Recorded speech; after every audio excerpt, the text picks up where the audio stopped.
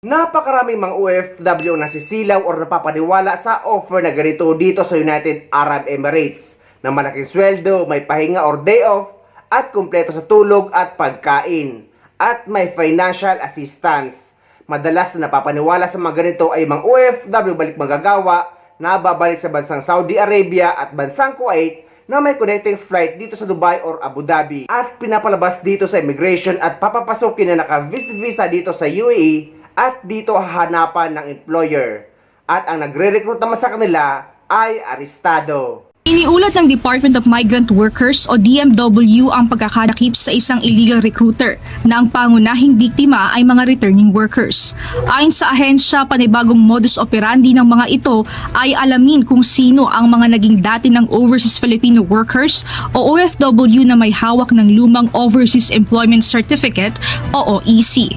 Pagkatapos ay hihikayati ng mga biktima na makipagkita sa mga employer para sa umano'y trabahong naghihintay abroad.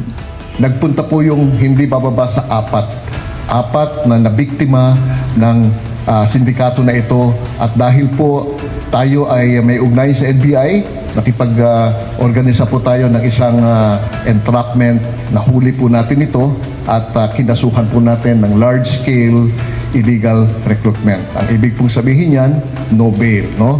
4 na OFW ang dati nang nagtrabaho sa Saudi Arabia. Ang papunta sana sa Abu Dhabi at Lebanon na pinangakuan ng buwan ng sahod na $400 to $450. We also got information na itong nahuli na alias G Viterbo was also implicated in cases nung illegal deployment to Kurdistan. Nangyari, pa-deport sana siya sa Pilipinas pero tumalon at some point in a connection flight. So, nakataka sa law enforcement. Pero nagbalik at ito na nga, nagsagawa ng pagkakaroon ng panibago na namang katiwalian. Kaya't hindi na ito makakawala sa law enforcement, sa batas. Merong pre-trial na isasagawa sa February 26. Paalala naman ng ahensya na huwag agad maniniwala sa mga alok na trabaho na may nakasisilaw na halaga kung hindi naman dadaan sa proseso ng ahensya. Kaya amin pong binabalaan at nagbibigay po kami ng advisory sa ating mga domestic workers. Halimbawa, kasi yung 4 na biniktima ay mga domestic workers.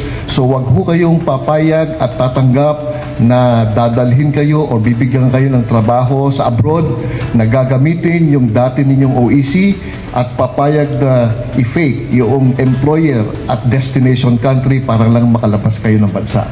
Dumaan po tayo sa proseso at tutulong po kami, hahanap po kami ng employer kung kayo man ay nahihirapang humanap po ng employer. Tiniyak din ng ahensya na patuloy ang pagbibigay nila ng tulong at programa sa mga nabiktima ng illegal recruitment kasabay ng proseso ng pagpapakulong sa mga sindikato upang mapigil ang pagkakaroon ng bagong mabibiktima. Guys, nandito ako sa United Arab Emirates at ako na mismo nagsasabi na wag yung papatulan ang mga ganyan. Dahil napakarami ng napahamak dyan na pumasok dito na undocumented OFW.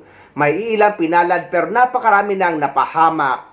Dahil kayo ay ibibenta sa mga employer at hindi naman kayo ang magkakapera. Yung kakarampot na binayad sa inyo o binigay sa yung cash assistance ay mas malaki pa ang benta sa inyo. At sila lang ang magkakaroon ng malaking pera, hindi naman kayo dahil nga ibibenta kayo sa mga employer na napakamahal. At kung gusto nyo na mag-back out dyan ay hindi nyo basta-basta magagawa dahil nga undocumented OFW kayo at ikukulong kayo sa accommodation.